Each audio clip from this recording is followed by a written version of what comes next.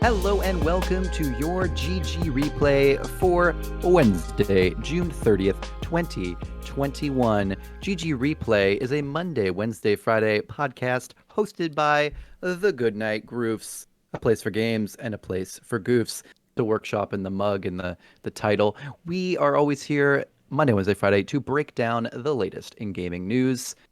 I'm always here, Paul, except recently, and Matt is always here with me. I just want to say right off the bat, thanks so much, Matt and Josh, for filling in on Monday. Wasn't feeling well, and I really appreciate it. But never step on my territory again, boys. This is my turf.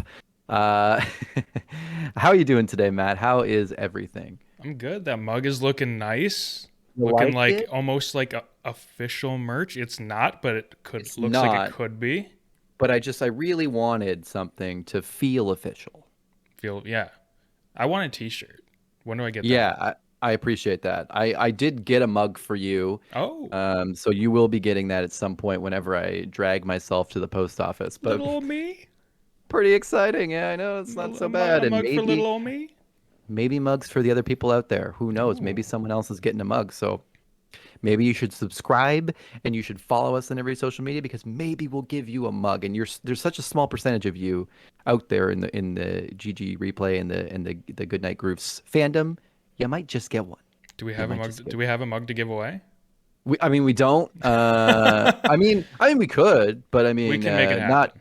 But yeah, I mean, if anyone seems interested, I'm just saying, like, if you want a mug, you know, we can make that happen. So follow us, and we might give one away or something else away. Maybe we'll give a Groof away. I don't. What is that? I don't know. All right.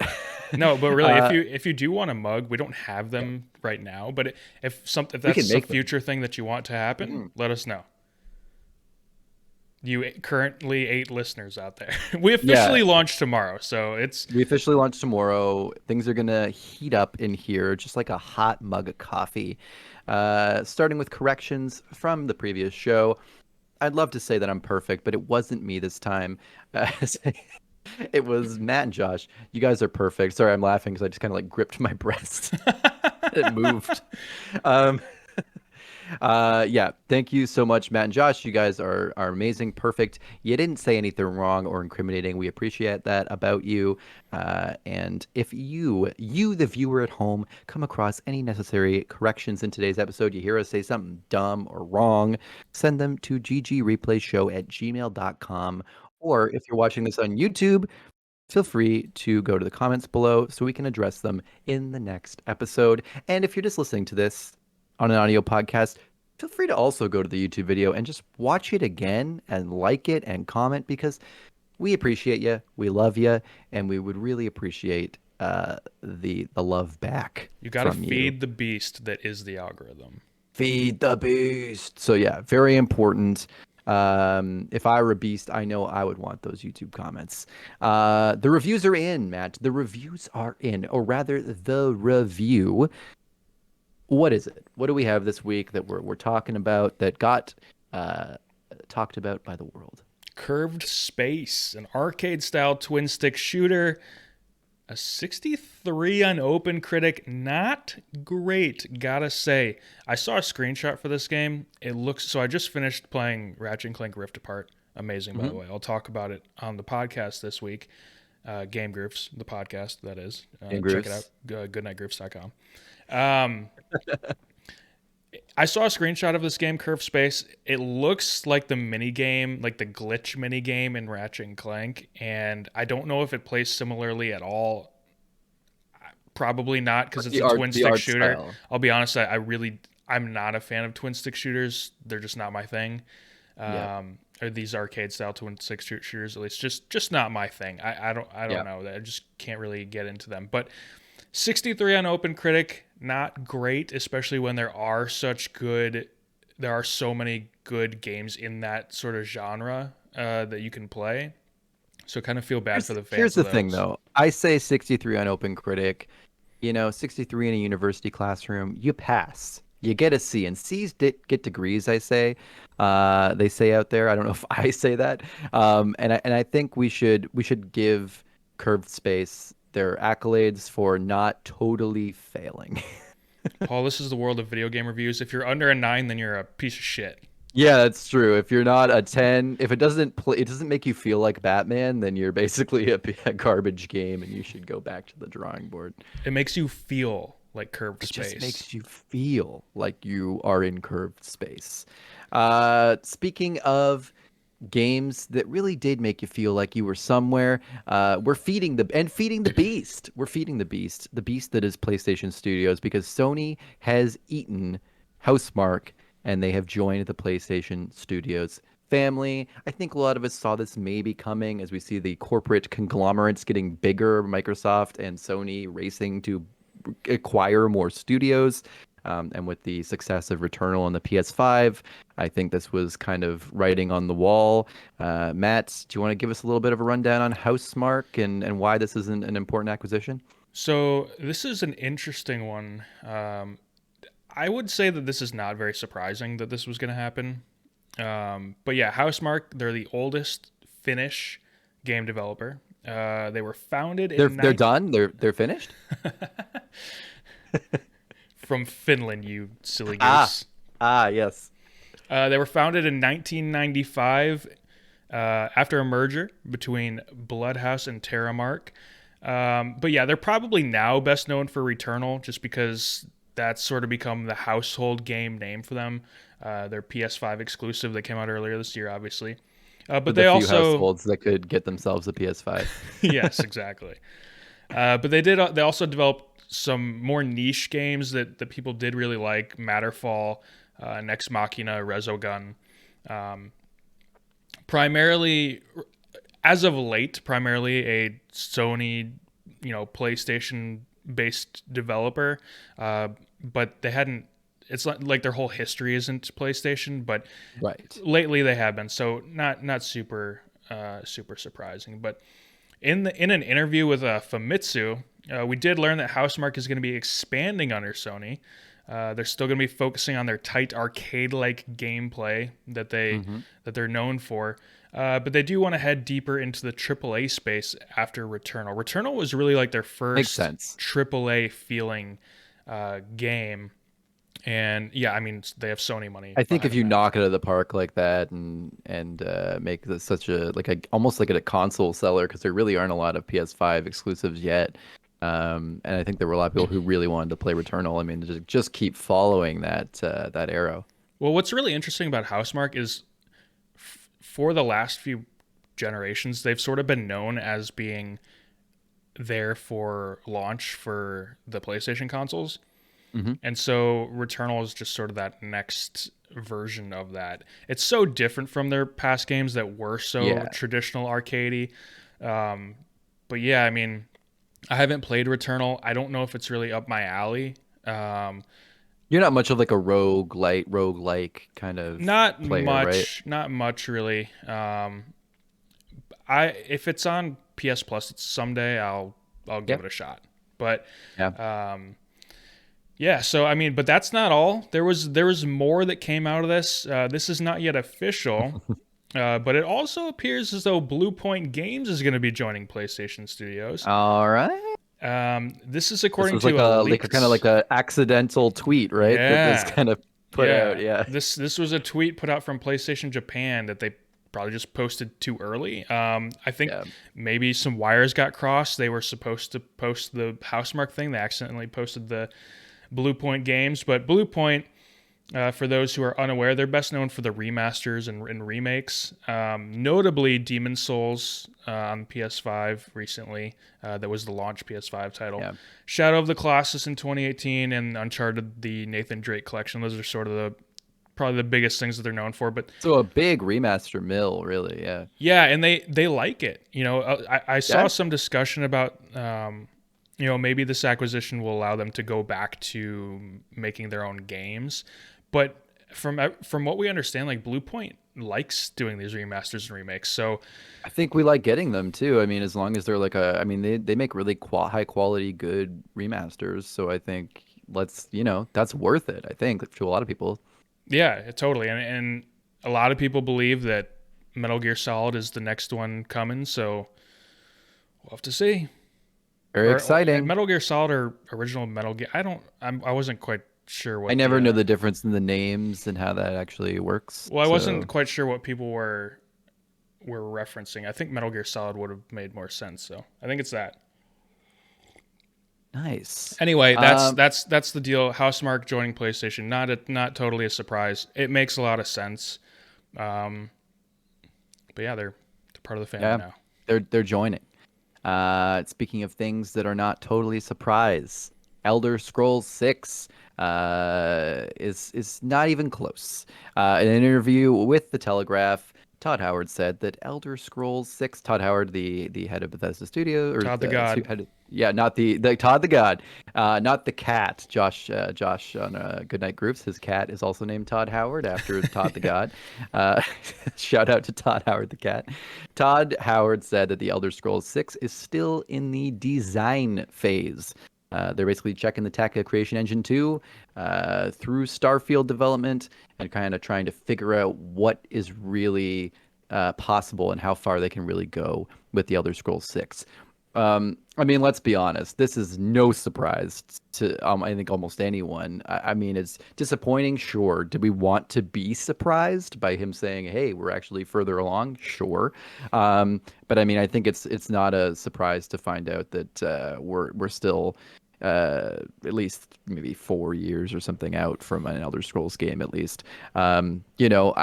From what I heard, just rumor wise, like I heard things, people saying from insiders saying that Todd didn't even really want to release the Elder Scrolls 6 teaser in 2018. That was kind of like kind of a band-aid or something to give people just because Fallout 76 was doing so badly. I mean, I agree. I think that was a bad move to really tease Elder Scrolls 6. I mean, no one had heard about it in like a decade, but still, uh, bold move to talk about a game that's not even going to come out for possibly like 7 years. Yeah. What do you think, Matt? Any surprise? Not really. I mean, this is kind of Not a surprise, but it's crazy that we're looking at a real possibility of 15 years between Elder Scrolls games, yeah. at least mainline games, and obviously you have the MMO and you have Blades, but Hmm. mainline games. It's I guess it's just it's understandable, but it's disappointing. I think the disappointing thing is that the video game industry needs to get more like the movie industry in that we don't need to be announcing games when they could quite literally be almost a decade away. Yeah. Like it's unnecessary. You're And this is building, something this is like something they used to do in the video game industry more often, announce things that were so far out with these like lavish cinematics that were nothing yeah, related to the game. And then I feel like that really started to calm down maybe a decade ago, and now it seems like maybe it's back, but for a different reason, not just for hype, but because AAA games take so much longer to make, and there's such a huge because they're just enormous. yeah, Uh, Maybe that's why. yeah. You're right. It did feel like it went away, and now it's coming back a little bit. And it's disappointing, I guess, that it came from Bethesda, who had been known for like announcing a game and then it's coming out in 4 months. It's like Yeah. that had sort of been their thing for a little while. But you're right. This was probably them saying like, okay, look, we know Fallout 76 wasn't what you wanted, so here's this. Like it's coming. Okay, we're working hard on Yeah. this other thing that is gonna be. It's still super far away, but Yeah. you And know, it's not like we're not getting a Bethesda. I mean, we're getting Starfield, which I mean, I think has less hype because it's a new IP. We're not getting the same feeling, but I mean, I think a lot of people, included, are kind of underestimating how like massive and big Starfield is going to be and how much of an undertaking that's been. it's interesting that you say that because you're right in that amongst the general public, Starfield is not going to have the same level of hype just because sequels to successful games always have more hype, right, than new IPs. But Yeah. but I feel like people who are sort of in the whole games thing and read news articles about it and are just into it understand that Starfield is like Elder Scrolls but in space, In right? space. Yeah. Like Todd said, it's Skyrim in space. So Yeah. I think the hype is there for that amongst like people who are really into games and follow it. But yeah, it'll be interesting to see how it's accepted by the public over the next Hmm. year. But yeah, I mean, it's not surprising that Elder Scrolls is still incredibly early in development, but I guess it's a little disappointing. But again, just totally unsurprising.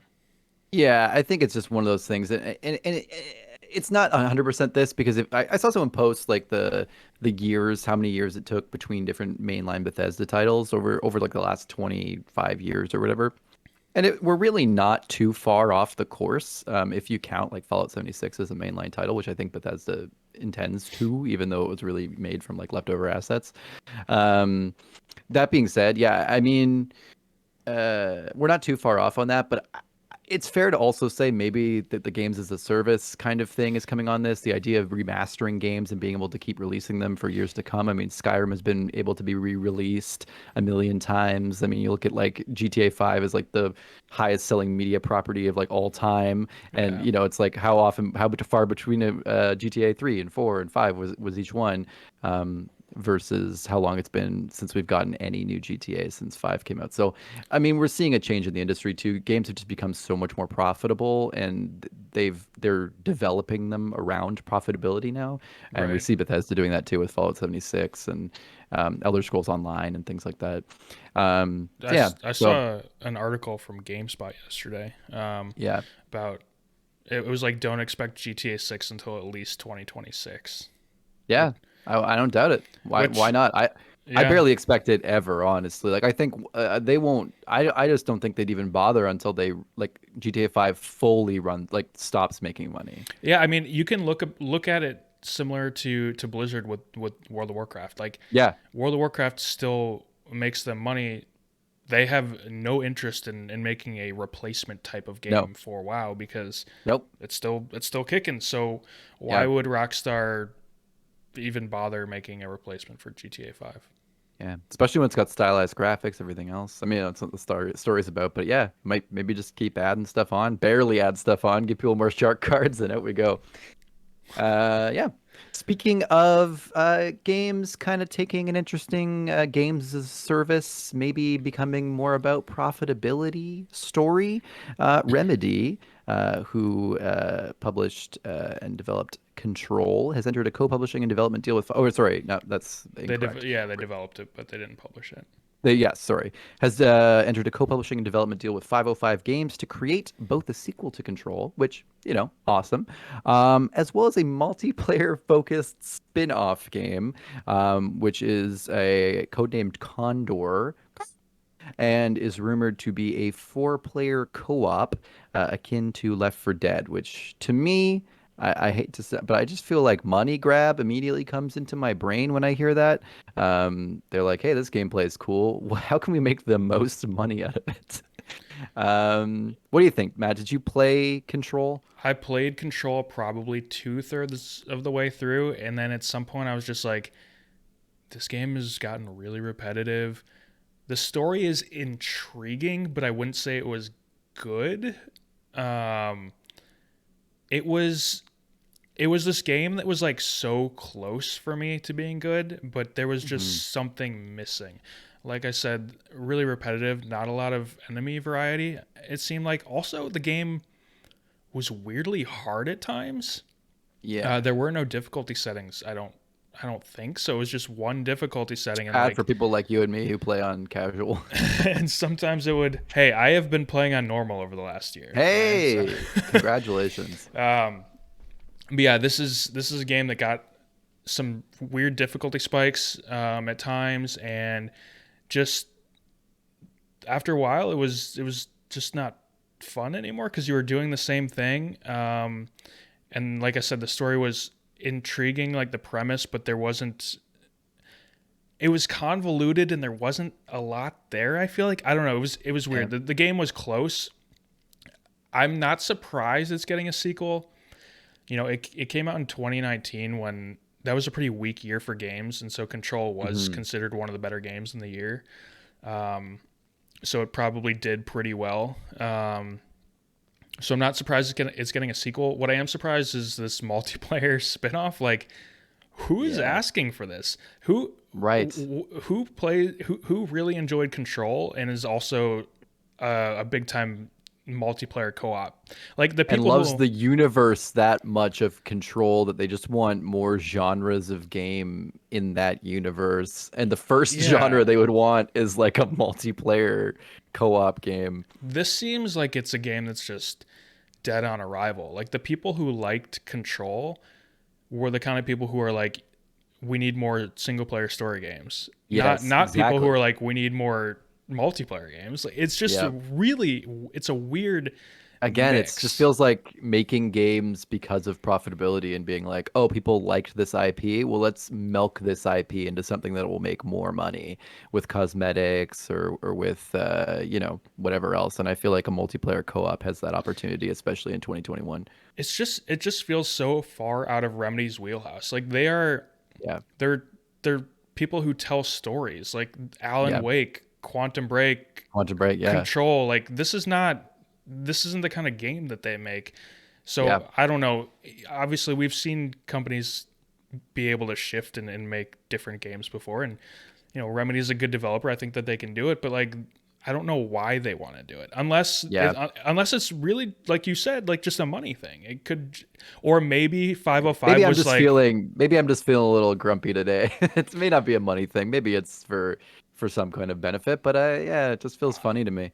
I'm suddenly thinking like maybe 505 was like, we'll publish a Control sequel, but we also want you to make a multiplayer game if we're gonna do We that. want like a game that'll make some money and then we'll let you do your passion project kind of thing. Maybe that's So it. yeah, maybe that's what happened.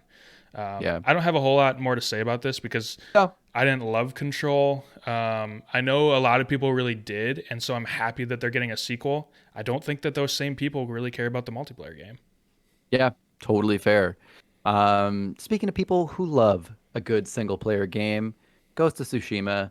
We talked about it recently. There was a rumor of possibly a Ghost of Ikushima mini expansion, kind of like Lost Legacy or Miles Morales, one of those kind of great Sony mini expansions. So nothing got announced, but an ESRB rating went through for a Ghost of Tsushima director's cut that is coming to both PS4 and PS5. Nothing was announced; they just put it through the ESRB, and it came out, which is pretty hilarious. What do we think this is? I mean, do we think maybe akin to like the remastered Spider-Man game? Maybe it like includes like the mini expansion for Miles Morales. Do we think that's something that maybe like Ghost of Tsushima director's cut might do? Do we think is it too like it? Here's the thing: if it was just a PS5 game, I might understand that they're remastering it, I guess. But if it's a PS4 game and it was such a beautiful late gen game, it seems weird that they would really remaster anything or even like update anything that much. Um, so I feel like there has to be some significant content add. No, What do you think? I think it's like what you said. I think it's like the Miles Morales type thing. I think it's like Yeah. the Final Fantasy VII remake that just came, the version that just came to the PS5 with the extra content. Yep. I really think that that's what we're looking at here is probably a upgraded PS5 version of Ghost, Yep. and then the game will also be on the PS4 with the extra content. I think that mini expansion that was rumored, this Ghost of Ikishima, I think that it seems like that's probably what's going to happen. Is that's going to be a Yeah. part of this package, which is awesome. I actually just started replaying Ghost this week. I had played. Awesome. We talked about how I had played Talked about this a little recently. Yeah. bit in the past, and it just didn't hook me because it was right after Last of Us. So it's really funny. I'm playing the game the other day, and my wife is sitting there, and I'm like, it's the opening cutscenes and stuff, and I'm like, this game looks really good, Yeah. and I'm like, in my mind, I'm like, this game looks really good. I can tell you right now that yes, it was a Last of Us 2 issue for me because you come right Yeah. off the greatest facial animations in video games of all Yeah. time. Amazing detail, and then you go right into Ghost, and yeah, it looks bad because of that comparison. But Like the landscapes and everything are so beautiful, but yeah, like the yeah, faces and things. Yeah. Yeah. but on its own, like when I've had a year, almost a year and a half, whatever, of Mhm. separation now, uh, it's a really good looking game. And It's one of the greatest. I remember seeing the original E3. I remember watching it with Rachel and we were watching it and she like stopped what she was doing She was doing something else, just casually looking over, and she's like, "This isn't gorgeous." I remember we started like walking around places, and I was just like mentioning to friends, I was like, "Oh, did you see the E3 thing?" And she's like, "You have to look at this game, Ghost of Tsushima. It's the greatest thing I've ever seen." Like, it's just, just the style is so. I mean, I'm sure I'm just harping on stuff that other people who've actually played the game have said a million times over, but it's beautiful. I would really love to sit down and have some time to play Ghost of Tsushima. It looks like it's heartbreaking and beautiful and a great game. So It's really excited for enjoyable. more. And Yeah. I'm glad that I'm glad that I'm replaying it now, because if this thing was just leaked by the ESRB, and by the way, the ESRB rating leaks pretty much bat 1,000, so this is happening. Yeah. Yeah. Yeah. Yeah. uh, and if this director's cut does come with that mini expansion, then I'll be ready to play it once I finish Ghost of Tsushima here. I'm excited. Love it. Perfect. Amazing. Kind of off the cuff, there's a lot of these stories don't flow into each other today, Matt, so I can't give you my trademark great segues, but you know what? Oh, Canada. This is a Canada story close to the heart here. Casey Hudson, famous Canadian developer, who left BioWare. He was the creative director behind Knights of the Old Republic and the Mass Effect original trilogy. He left BioWare, went to work at HoloLens for Microsoft for a while. Too bad that didn't work out as well as it did. He came back and tried to finish up Anthem best he could, but unfortunately, Anthem was too far gone. He left. He left BioWare at the end of December, and Twice. now twice. Yeah, so he left earlier, went to HoloLens, and now he's left in Yeah. December again. I think for real this time after he'd been general manager, and he has now started his own development studio once again in Canada. I think they have an office in Alberta and in BC, and it is called Humanoid Studios. So pretty cool. I know Casey Hudson's kind of a controversial figure. I know people like Knights of the Old Republic and obviously like Mass Effect a lot. I mean, sorry, let's say love Knights of the Old Republic and love Mass Effect. But I think a lot of people kind of blame him for the end of Mass Effect, kind of the trilogy not going the way they wanted it to, and kind of falling off. I think some people think he might be behind his best time. But I also, kind of earlier to what we were talking about, saw people talking about online that kind of same thing we're talking about. Games being, it's kind of the theme today. Games being streamlined towards profitability. The game industry, 20 years ago, when we were making things like Knights of the Old Republic, making things like Mass Effect, it was still a new medium, still. And I think now we've really come to this point where we know how to make games profitable, and games are being made for that purpose. Uh, and so that's where we're seeing, I think, the games that we think of as BioWare games not really being the same anymore, not really existing in the Yeah. same way.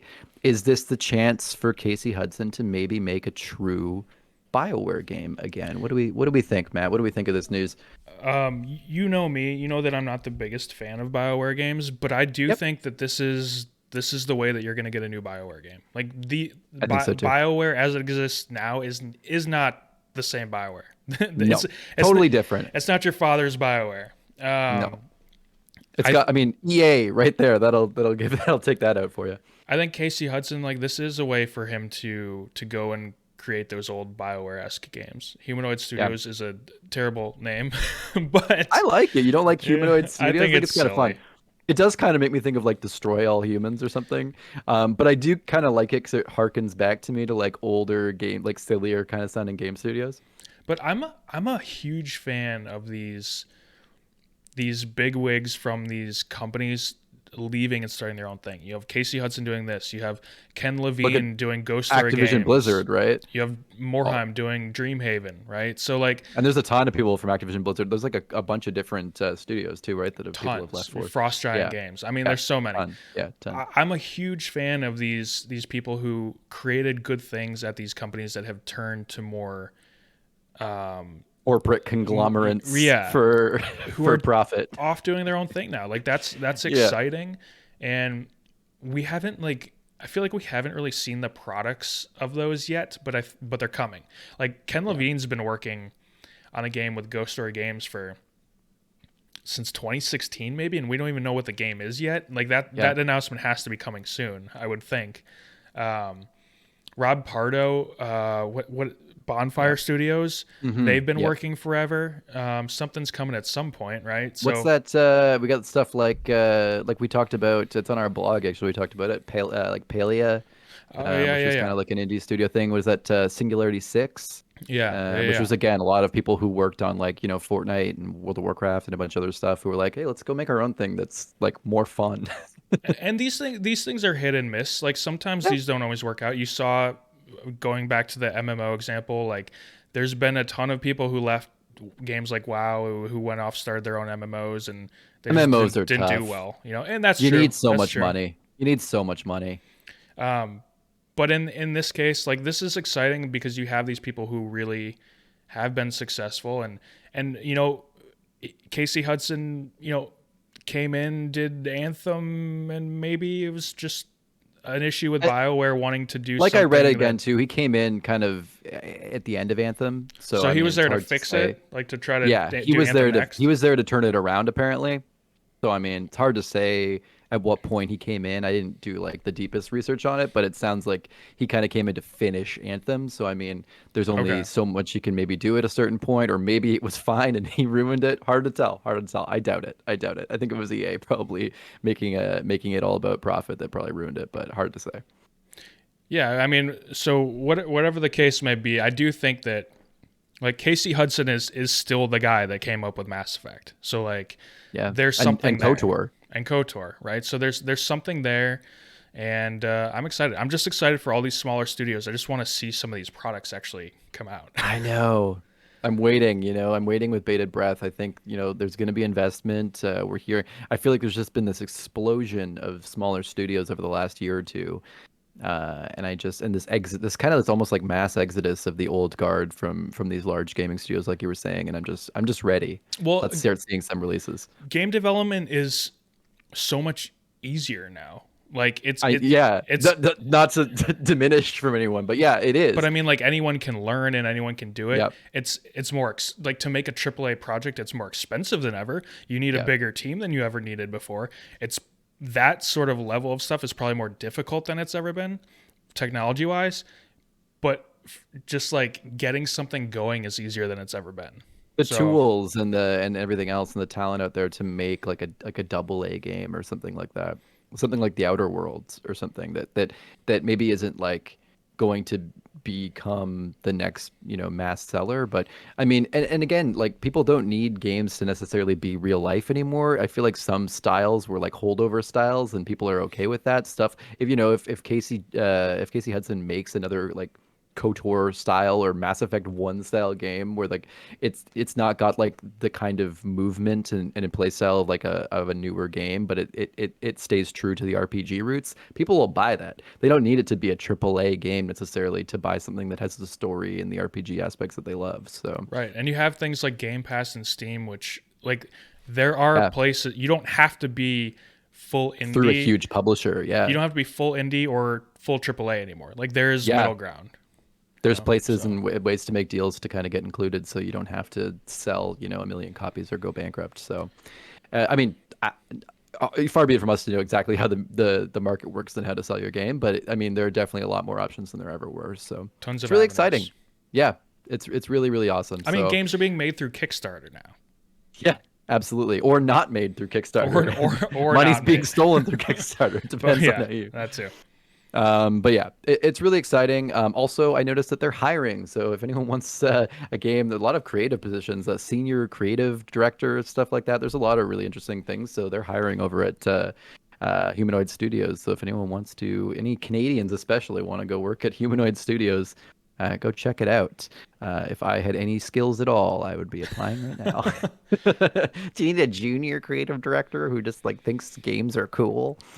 All right, I think that's going to be the main topics for GG Replay today. Got our little plugs here at the end. Important. We were talking about this a little bit earlier, but we have started a Patreon. Matt, you want to run us through the Patreon a little bit?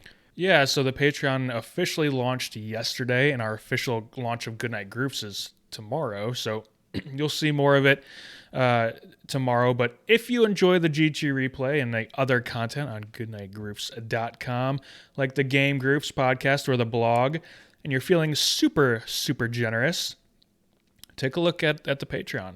We've got 3 support tiers right now. Patreon.com/Goodnight Groofs. See which one works for you.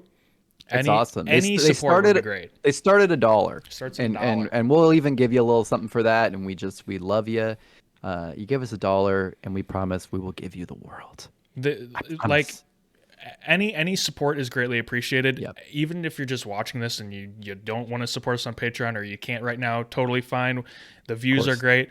But the Patreon will allow us to expand our content, what we're able to do, who we're able to bring on, the quality of the content that we're able to give you by upgrading equipment and all that kind of stuff. So it helps us out. But you just being here watching this helps us out as well. Hugely helpful. We love it. We appreciate all of you. Also, you may be watching our beautiful faces on YouTube, but if you are doing that, keep in mind this show also exists in an audio-only format on various podcast providers. So if you don't have time to watch our beautiful faces, but you want to hear us on the way to work, feel free to check us out on Spotify or Apple Podcasts or Overcast or anything that exists. We should be on there. If you don't see us on there, please send us an email at ggreplayshow@gmail.com, and we can definitely rectify that for you. And if you like what you hear, please consider dropping us a 5-star review on Apple Podcasts. We would really appreciate it. It means so much for the algorithm. Same with like YouTube. Just send us a like. I know it sounds terrible to ask for likes, but you know what? The heck with it. We're new guys, and we really appreciate just anything. It makes such a massive difference at the very beginning for us. So, everyone listening to this, you're amazing, and we love you. I think that's been it for GG Replay for June 30th, Wednesday, 2021. As we say, today is Wednesday, 2021. Thank you so much, everyone, for listening or watching our mouse flap up and down. We really appreciate you, and we will be back on Friday with more GG Replay. Maybe there'll be something tomorrow, who knows, on our website, goodnightgroofs.com, for our grand launch. And also there will be a new Game Groofs episode this weekend to check out. So please feel free to do that as well. Have yourself an awesome day, everyone. Good night, Groofs. See you guys.